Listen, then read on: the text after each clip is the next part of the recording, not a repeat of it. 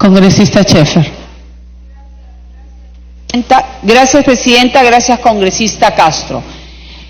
Presidenta, a mí me da tanta pena de que en estos momentos solo el canal del Congreso esté televisando esta información tan valiosa que nos da el señor Castro como actor en la comisión de haber recogido toda esta información, y lo que él va más allá, que quizás el día de mañana podamos tener una propuesta para que este andamiaje que se articulaba y se hacía para que estas obras caigan en esta corrupción no se vuelva a repetir, Presidenta.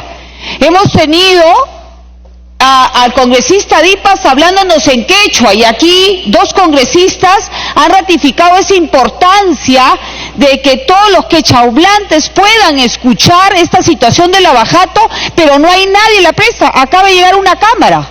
Esto está vacío más de 45 minutos, Presidenta.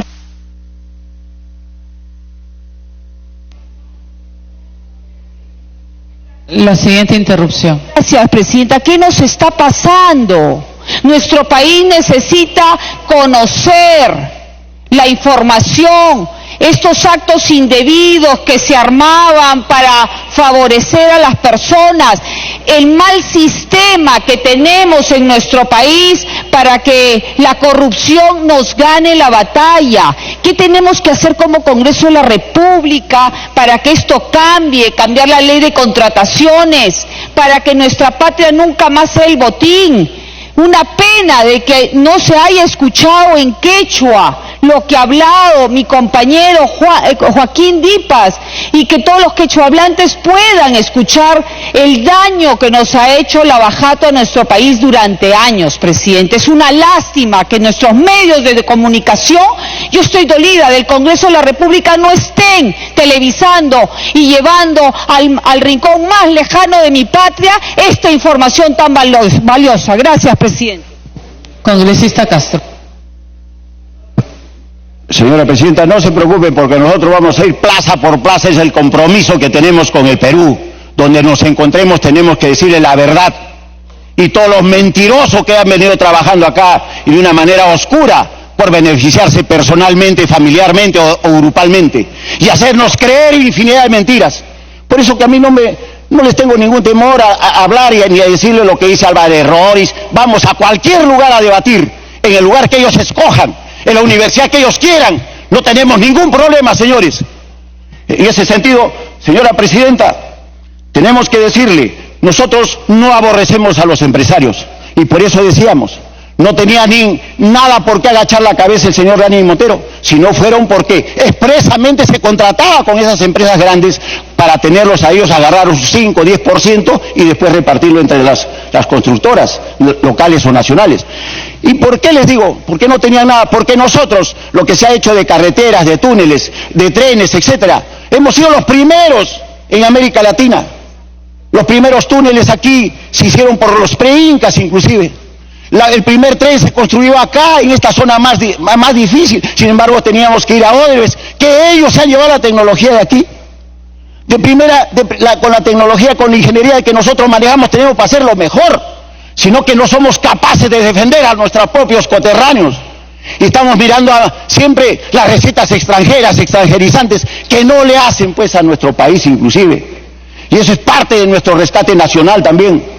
Es parte de lo que nosotros tenemos que aprender a reconocer los atributos de que tenemos entre nosotros mismos. Pero lo primero que estamos haciendo es siempre mirar hacia afuera y no mirar hacia adentro, como tenemos que hacerlo también en el presupuesto de la República, señora Presidenta. Ahora bien, decíamos, esto se ha trasladado como una escuelita a los gobiernos locales y regionales.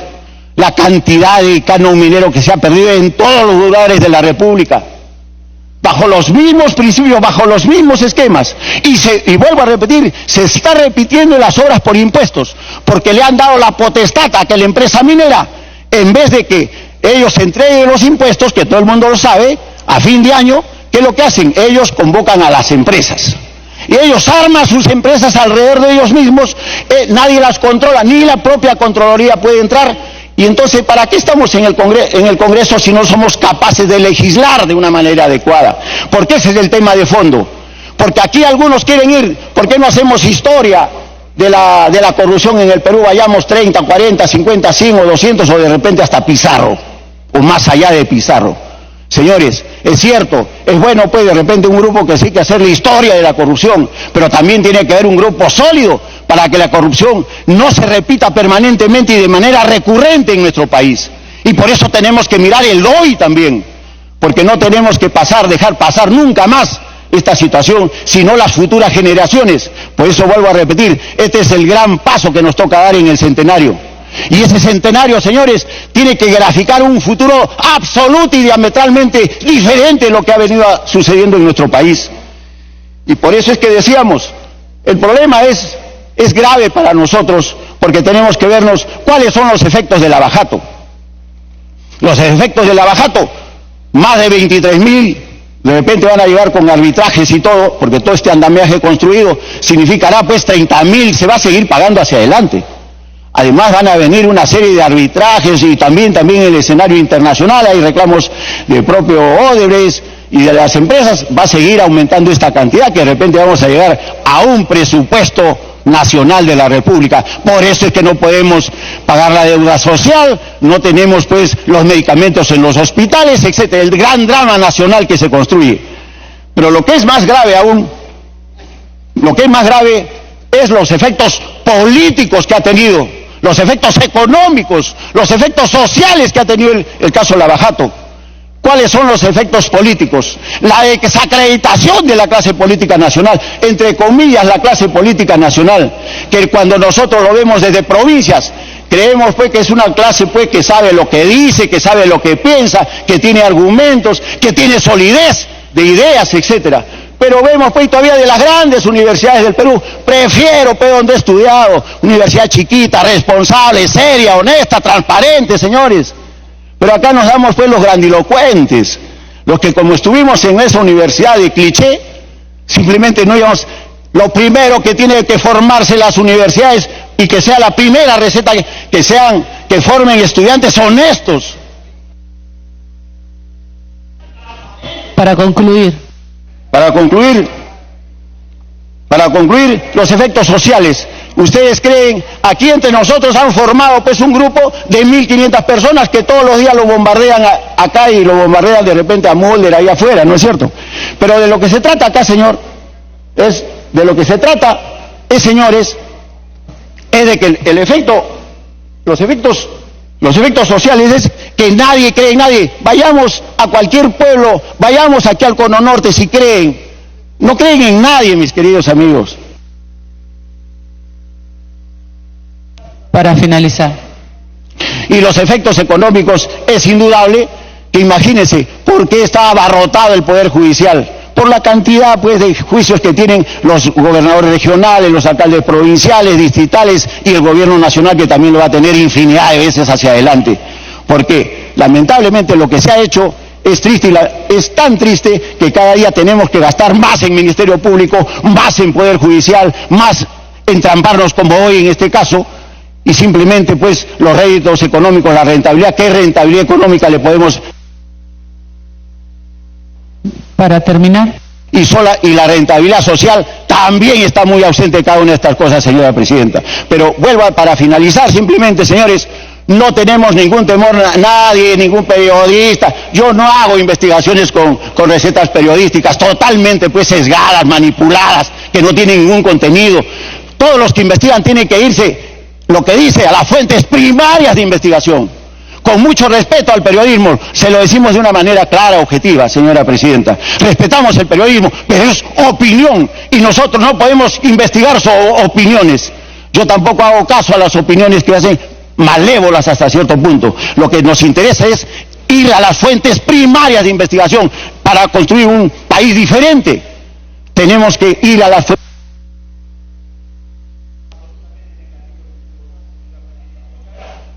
Gracias, congresista Castro. Congresista Jorge del Castillo.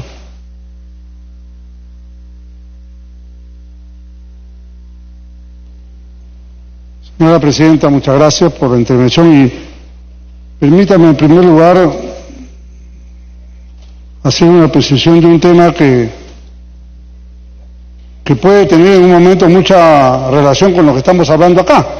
Las conclusiones de la comisión ubican al presidente Toledo con una serie de graves responsabilidades y condiciones ilegales recibidas, y eso tiene un proceso de extradición, pero resulta que hoy día en la mañana el señor presidente de la República, cometiendo un gruesísimo error, ha dicho algo que seguramente puede ser de su buena voluntad, pero que es como el tiro por la culata. Ha dicho el señor presidente de que en su gobierno lo va a traer a Toledo de todas maneras. Le acaba de regalar al presidente Toledo el mejor argumento para bloquear la extradición. Es obvio. No debe mezclarse nunca una intervención política, menos del Ejecutivo, cuando se intenta una extradición. Así es que, y lo digo por la experiencia y por el conocimiento profesional que tengo de esos temas. Por tanto, creo que no sé quién le puede haber aconsejado al presidente de Toledo ese error, pero debería enmendarlo, salvo que esté jugando a alguien para Toledo y lo sorprende al presidente con una idea de esa naturaleza. Así que acá podemos aprobar lo que queramos, pero ya sabemos cuál pueden ser las consecuencias de esa naturaleza. Puede entender su buena voluntad, pero el tiro por la culata, esa es la verdad. Señora Presidenta, quisiera empezar con el tema que aquí tanto se ha puesto tanto empeño en resolver, o esta concurrencia que hay. Vamos a incluir a Alan García en el proceso. Ya fue suficientemente discutido, creo yo, está bien claro, que cuando el señor García Belaúnde, sometido a la ley de arrepentimiento porque había dicho de que no había indicios ni pruebas contra Alan García, por eso no había imputación, después presentó una moción para incluirlo, y al momento de votar, pues el señor Morales no votó. Yo creo que él le debe una explicación al país y al Congreso de su comportamiento, pero es cosa de él, no me voy a detener en ese tema. Pero sí me parece que hay que tomar en cuenta algunas cosas para que la presidenta de la Comisión pueda considerarlo en su momento, señora Presidenta. ¿Qué es lo que se pretende incluyendo al presidente García en las conclusiones de esta comisión?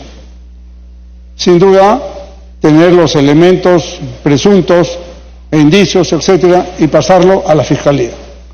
Muy bien, pero resulta que, de acuerdo al artículo 99 de la Constitución, señora Presidenta, el lapso en el cual un alto funcionario, como un presidente de la República, ministro de Estado, etcétera, tenemos derecho ante juicio es de 5 años.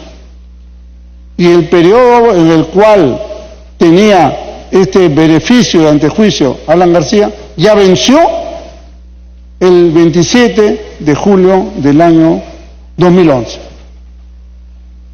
Por tanto, 5 años después, 27 de julio del año 2016. Él termina el periodo del 2011, sus 5 años van hasta el 2016. Caducó el periodo en el cual él podía ser sometido a un antejuicio. Ergo, si algún fiscal provincial, si alguna persona, etcétera, creen que hay elementos para hacer un proceso penal, que lo haga pues, que vayan a una fiscalía y que denuncien. ¿Cuál es el problema? Absolutamente ninguno, y ahí se esclarecerán las cosas sin la pasión y sin el odio político que a veces atraviesan nuestros procedimientos en el Congreso. Y ahí hay una cosa que le voy a alcanzar los documentos a la señora congresista Bartra. Por favor, si se lo pueden alcanzar a través de la presidencia, por favor, a la presidenta del grupo de la comisión. Alan García tiene 3 procesos en los cuales la Fiscalía ya ha abierto y lo tiene en condición de investigado. El 31 de marzo del 2017, o sea, hace año y medio aproximadamente, le abrió la investigación por todo el proceso relativo a la línea 1 del Metro de Lima. Y ahí está la carpeta fiscal número 07-2017, que la llevaba el fiscal Hamilton Castro. Después tenemos otra causa, 26 de marzo del 2018, seguida contra Alan García, no es testigo, seguida contra Alan García, por la presunta comisión del delito de colusión en agravio del Estado. Este es por el caso Alto Piura, que es uno de los temas de la comisión. Estoy tomando 3 temas de la comisión, en el cual Metro de Lima, Alto Piura, y acá está, esta es la carpeta fiscal 76-2018, en el cual ya existe una investigación. O sea, sería redundante aprobar acá para que manden a la Fiscalía para que haga investigación de lo que ya abrió hace bastante rato. Y la tercera causa, señora Presidenta, es la carpeta fiscal 242,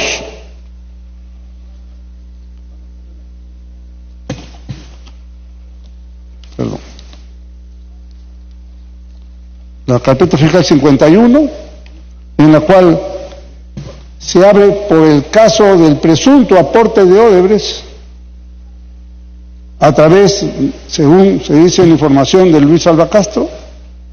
Por allí se ha abierto una investigación y ahí nos han citado a todos los parlamentarios que hemos aportado nuestros montos, etcétera. Pero resulta, señora Presidenta, que justamente esa es la investigación que tiene a su cargo el fiscal José Domingo Pérez. O sea, escuché ayer que alguien quería mandarle los papeles de frente a Domingo Pérez, ¿no? Bueno, ya lo tiene, pues, entérense, lean un poco los periódicos, sepan de qué se trata. Y ahora lo tiene en sus manos la señora Presidenta de la Comisión de manera oficial. Así que esto hace absolutamente inoficioso, innecesario, ¿no?, y repetitivo pretender solamente con fines políticos involucrar a un partido y una persona en este tema. Pero también hemos escuchado, señora Presidenta, algunas cosas realmente, yo diría, que nos tienden a llamar a la reflexión. Varios discursos de la gente de pensamiento totalitario dicen, ¿para qué concesiones? ¿Para qué obras por impuestos? Ese es el modelo capitalista que recusamos, dicen ellos. ¿Para qué asociaciones público-privadas? No, ¿qué es lo que quieren ellos? Solamente obra pública.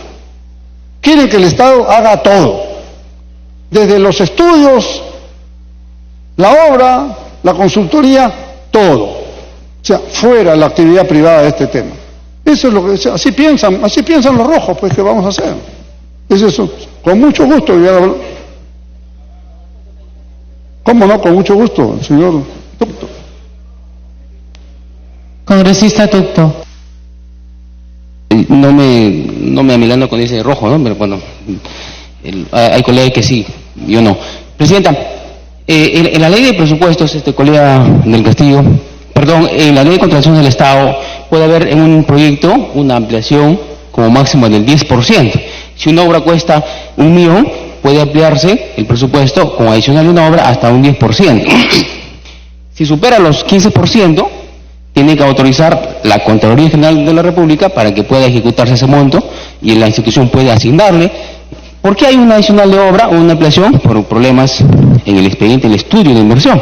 Pero en la asociación público-privada, señora Presidenta, a través de usted, al señor del Castillo, es totalmente desastroso.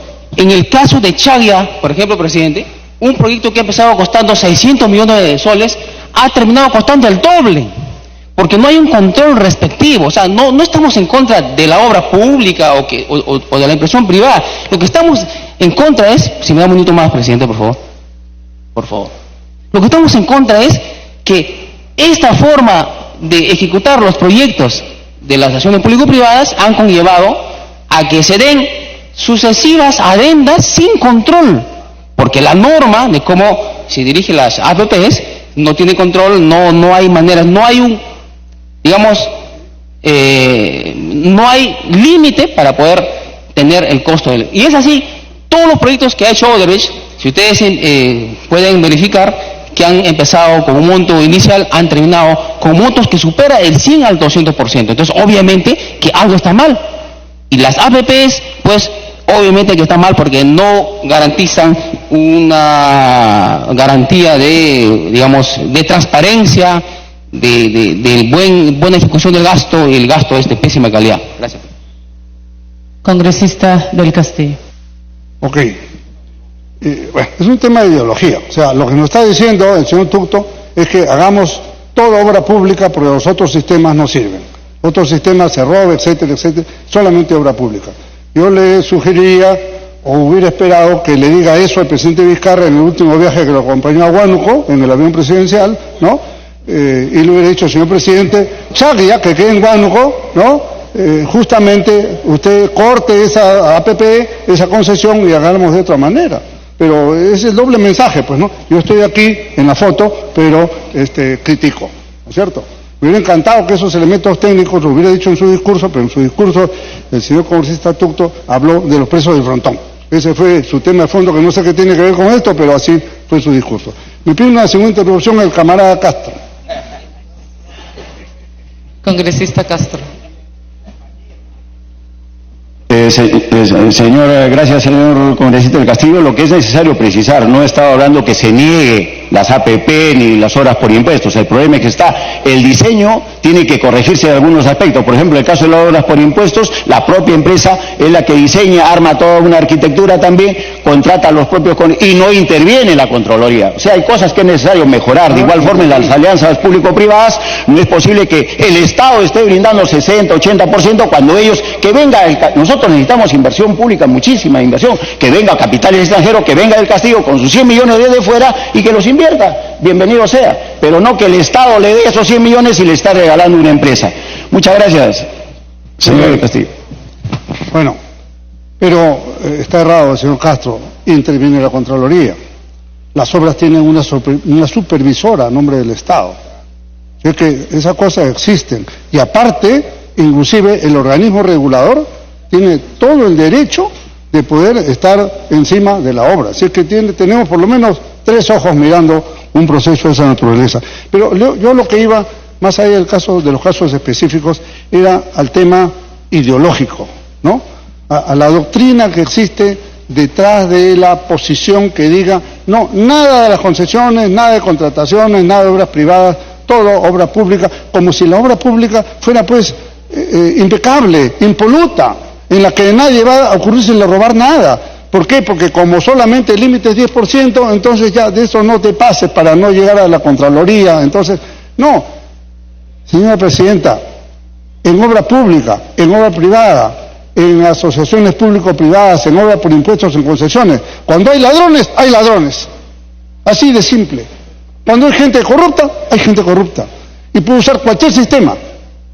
¿O creen que en la ex Unión Soviética no había corrupción?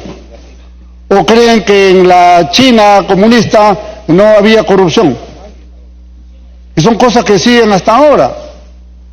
¿O acaso el propio informe ha revelado que el aliado de ellos, el señor gobernador del Cusco, el señor Acurio, y una serie de gobernadores o presidentes regionales han terminado en la cárcel, los siguen fugados?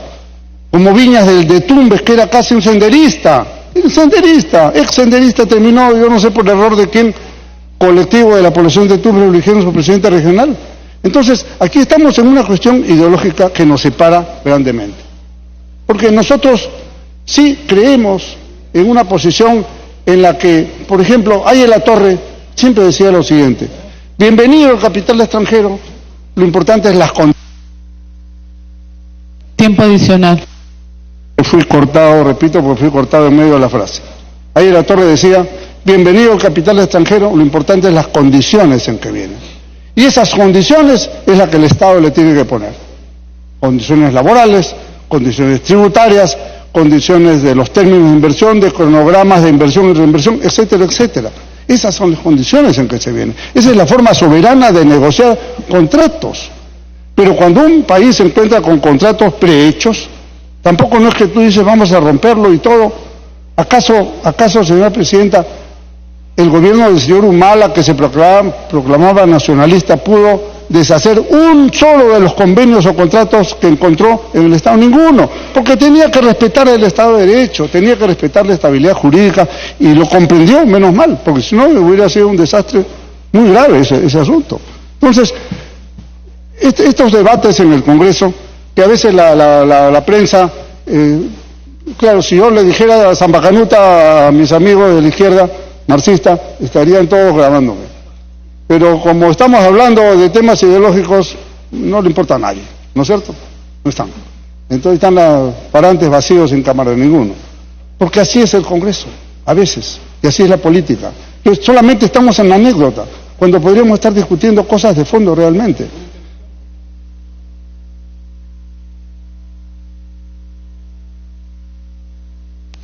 La última excepción que haré, congresista Dagma.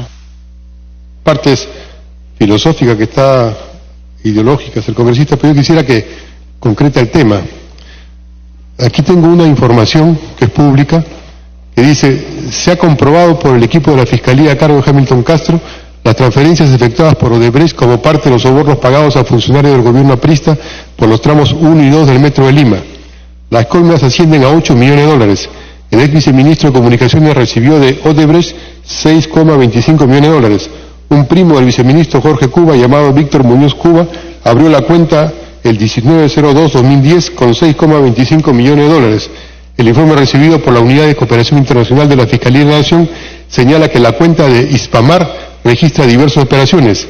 El 15 de marzo recibió una transferencia de 830.000 dólares desde la cuenta 1200285820 bajo la titularidad de Claim Field Service, abierta en BPA. Luego, entre abril y julio del 2011, la cuenta recibió 449.832 dólares en 4 abonos, uno desde China, 2 desde Letonia y uno desde Londres. Entre diciembre de 2011 y abril de 2014 hubo otras 7 transferencias por 5.420.000 a cargo de la sociedad Aeon Group. En el caso del offshore Houston International,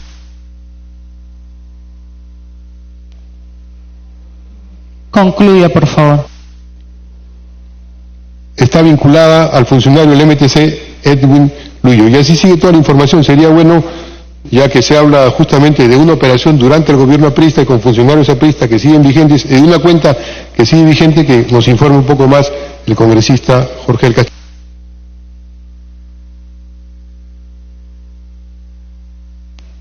Continúan el uso de la palabra.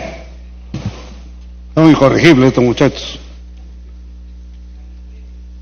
Fíjese, señora presidenta, el señor Dahmer abusa de las interrupciones. Cuando uno pide una interrupción es para decir algo atingente a lo que te están comentando, pero él interrumpe para leer el mamotreto que ya leyó 3 veces. Esto, señora, no sirve para nada, lo tiramos así, al tacho de basura, al tacho de basura, porque esto es agravio nomás para las personas. Hay gente honesta y honorable que ha sido sindicada ilícitamente y fuera de lugar. Por ejemplo, Rosario Fernández, nuestra primera ministra, José Antonio Achán, nuestro primer ministro, el propio señor Simón, que colaboró con nuestro gobierno. No nos incluimos ni Javier ni yo, que hemos sido primeros ministros, porque estamos acá sentados y afrontamos las batallas como la quieran dar. Pero atacar a personas sin haberlas citado, la propia congresista Arauz, aquí presente, Luis Carranza, nuestro brillante ministro de Economía, actualmente presidente de la Corporación Andina de Fomento, Ismael Benavides, Verónica Zavala, Adolfo de Córdoba, el ingeniero Rafael Quevedo, un independiente que colabora con el Perú, ¿no? Jorge Villasante, que fue nuestro ministro de Trabajo y Producción, Pedro Sánchez, brillante ministro de Energía y Minas, actualmente trabajando en el Banco Mundial, Eduardo Ferreiro, que ha sido ministro de este gobierno también. Entonces, no se puede, pues, impunemente, así, insultar, atacar a las personas y ponerte por colusión agravada, sin haberlo preguntado ni una palabra, sin haber dicho absolutamente nada. Entonces, bueno, ¿qué culpa tenemos? ¿Quiere otra interrupción? ¿Quiere otra interrupción?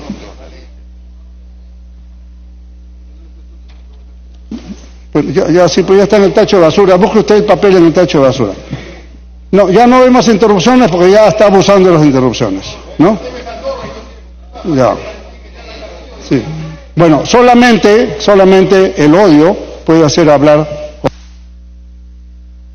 Tiempo adicional. No le respondo con fuerza porque no quiero afectar la salud mental ni física del señor congresista. Pero yo qué culpa tengo que los comunistas pues no sean eficientes. Fíjese, cuando un comunista es honesto, no es eficiente. Cuando los comunistas son honestos, no son eficientes. Y cuando una persona es honesta y eficiente, no es comunista. Esa es la verdad. Entonces, señora presidenta,